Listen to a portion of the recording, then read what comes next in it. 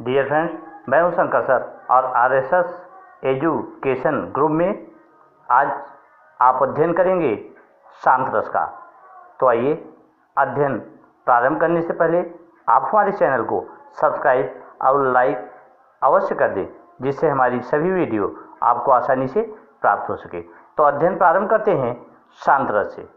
शांत रस जब व्यक्ति या जीवात्मा इस संसार से मोह माया के बंधनों को त्याग कर वैराग्य धारण कर ले तो उसे शांत रस कहते हैं। अर्थात आप यह भी कह सकते हैं कि जब विभाव, अनुभाव और संचारी भाव के योग से निर्वेद नामक अस्थाई भाव की उत्पत्ति होती है तो उसे शांत रस कहते हैं। तो इस प्रकार आप शांत रस की परिभाषा को दर्शा सकते हैं। और अगर बात करते हैं शांत रस की अस्थाई भाव, विभाव, अनुभाव और संचारी भाव की, तो ये भाव को अगर आप ध्यान देते हैं तो अस्थाई भाव क्या है? शांत रस का अस्थाई भाव होता है वैराग्य। वैराग्य जिसे निर्वेद भी कहते हैं, तो निर्वेद नाम से भी इसे जाना जाता है। तो वैराग्य का अर्थ होता है व्यक्ति जब इस संसार में मोह माया के बंधनों से अपने आप को दूर रखना चाहता है और साधु संतों का वेश धारण करना चाहता है तो उसे वैराग्य कहते हैं। और विभाव की बात करते हैं। देखिए, अस्थाई भाव क्या थे?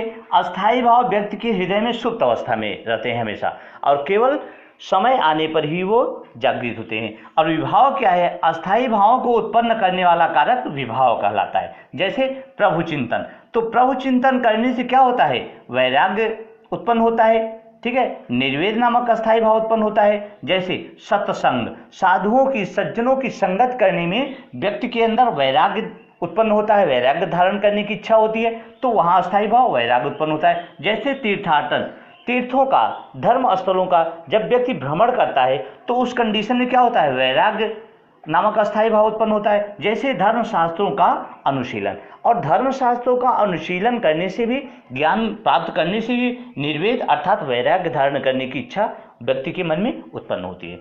अनुभव की अगर बात करते हैं तो देखिए, अनुभव का अर्थ होता है अनुभव करना, अर्थात फील करना, महसूस करना, जिसे आप बोलते हैं। जैसे आंसू बहाना, तो आंसू बहने से क्या होता है? आप अनुभव कर सकते हैं कि हाँ, हमारे अंदर निर्वेद है, वैराग्य की उत्पत्ति हो रही है। रोमांच, वैराग्य अनुभव कर सकते हैं रोमांच के द्वारा भी, अलौकिक प्रसन्नता के द्वारा भी वैराग्य और शांत रस को आप उसका अनुभव कर सकते हैं। अनुभव को ही अनुभव कहते हैं। ठीक है, तो अब बात करते हैं संचारी भाव की। तो देखिए, संचारी भाव क्या है? संचारी भाव पानी में उठने वाले बुलबुले के समान होता है, जो क्षणिक मात्र के लिए होता है, अल्प समय के लिए होता है, और थोड़े समय के बाद वो क्या हो जाता है? थोड़े समय के बाद वह समाप्त हो जाता है। जैसे हर्ष, जैसे दैन, जैसे ग्लानि। तो इस प्रकार से संचारी भाव बहुत सारे भी होते हैं और भी होते हैं, लेकिन मुख्य रूप से आप इनके द्वारा भी समझ सकते हैं कि हमारा शांत रस उत्पन्न हो रहा है। तो आइए अब कुछ आसान से उदाहरणों के द्वारा शांत रस को और भी अच्छे ढंग से जानने की कोशिश करते हैं सरल तरीके से।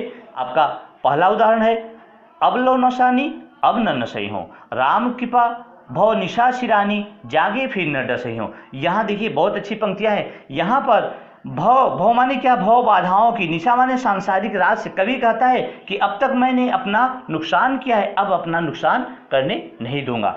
राम की कृपा से जो यह सांसारिक भव बाधाओं की रात जो है शिरानी माने समाप्त हुई है, अब मैं जागने के पश्चात उसे दोबारा उस रात को बिछने नहीं दूंगा, आने नहीं दूंगा। तो इस प्रकार यह शांत रस का अच्छा उदाहरण है।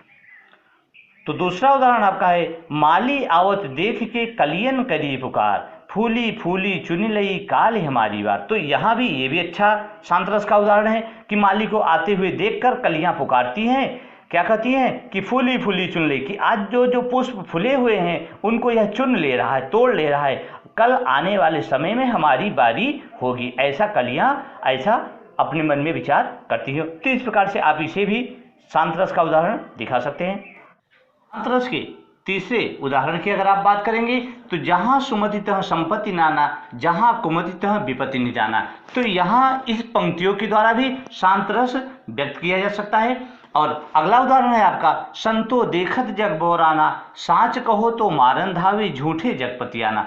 तो कबीरदास की ये पंक्तियां हैं। यहाँ भी आप स्पष्ट रूप से देख सकते हैं कि कबीर कहते हैं कि हे संतो, देखो यह संसार बौरा गया है, क्योंकि सत्य कहने वाले को लोग मारने के लिए दौड़ाते हैं और झूठे को लोग क्या करते हैं, पतियाना माने विश्वास करते हैं झूठे लोगों का। तो इस प्रकार से इस उदाहरण के द्वारा भी आप शांत रस को व्यक्त कर सकते हैं। और अंतिम 5वां उदाहरण है आपका, संतो भाई आई ज्ञान की आंधी रे, भ्रम की टाटी सबे उड़ाड़ी माया रहे न बांधी रे। तो इस प्रकार से कबीर कहते हैं कि हे संतो भाई, ज्ञान की यह आंधी आ गई है जिसमें भ्रम की टाटी माने टटिया उड़ गई है और माया कोई बाकी नहीं रह गई है, अर्थात माया से व्यक्ति जो बंधा हुआ है उससे व्यक्ति बंधा नहीं रहेगा। तो इस प्रकार से इन पंक्तियों के द्वारा शांत रस प्रकट किया जा सकता है।